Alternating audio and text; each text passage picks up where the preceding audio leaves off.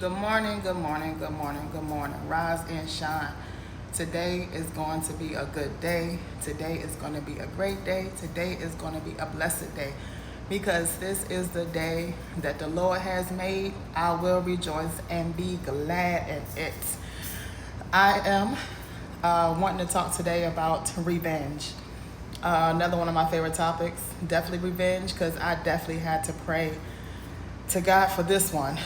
Definitely heavy prayer because I was the queen of revenge. It's don't do nothing to me because you do something to me, you better watch out because I'm going to think of something to get you back. And it might be worse than what you did to me. And I'll be up late at night thinking of a plan.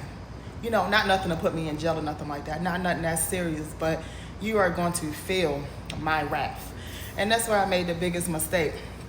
Wasting a lot of sleep, worrying about what somebody feel about me, worrying about who likes me, who don't like me, worrying about if I like this person, or whatever the case may be. We just waste too much time trying to get revenge, and it's really not that serious. And the reason why it's not that serious, one of my favorite verses, Bible scriptures, it comes from Romans 12:19.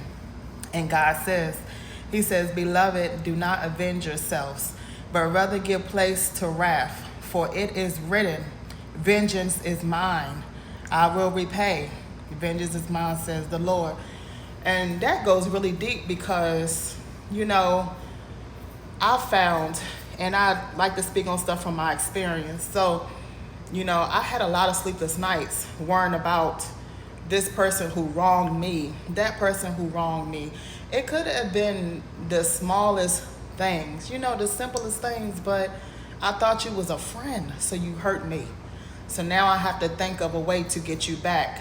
I thought that you said that you loved me, you know, a past relationship. Why would you do that to me? You said you cared about me. Why are you taking advantage of me? Why are you doing this? Why are you doing that? But so it all ties down to as also forgiving. So, and I did not understand at first. My mother used to always say, "Chanel, you forgive not for them, but for yourself." And I had a hard time with that because somebody can hurt you so bad you don't want to forgive because it all comes back into, well, if I forgive, then they won't feel my wrath.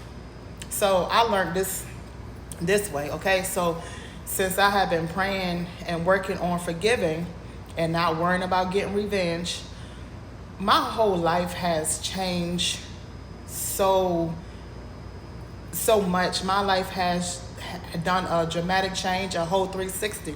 And this is the reason why. Instead of wasting my time worrying about this person that hurt me, you just got to learn to let them go and just walk away. You know, you can't be worrying about the get back because you have to forgive, and it is for yourself because while you're still hurting for what that person did to you, what that person said about you, you're still hurting, but they're going on laughing about their day, laughing and joking, having themselves a good old day. You're not even on their mind. You're not even on their mind, but we're sitting at home crying, upset, trying to figure out what to do, and we're not even on their brain. So why do it to yourself? So the thing I like to do is, since building my relationship with God, rebuilding my relationship with God, I like to talk to God about everything, okay?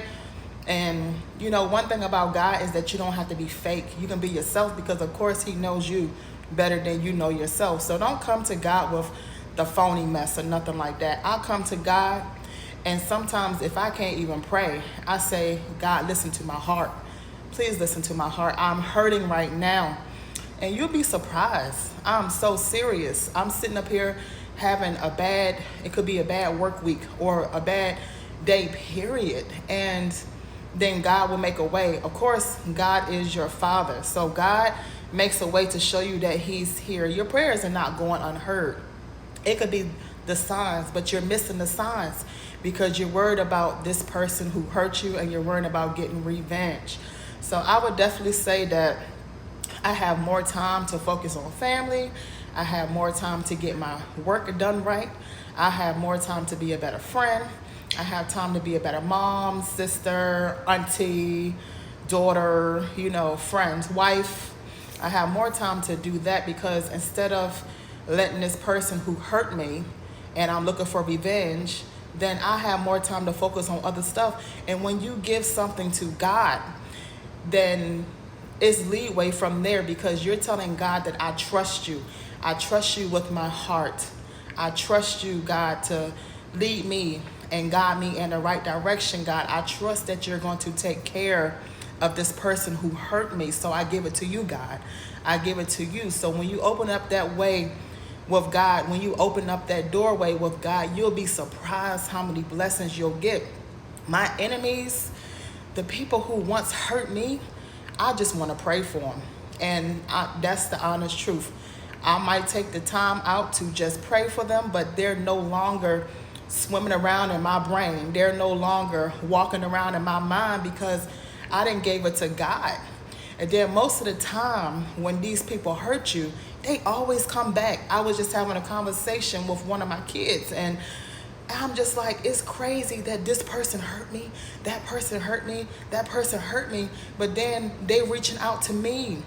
They're reaching out to me, and I'm not a mean, hateful person, but you hurt me once, I forgive you. But don't get it twisted. That does not mean that we're going to be best friends. That does not mean that we're going to be family.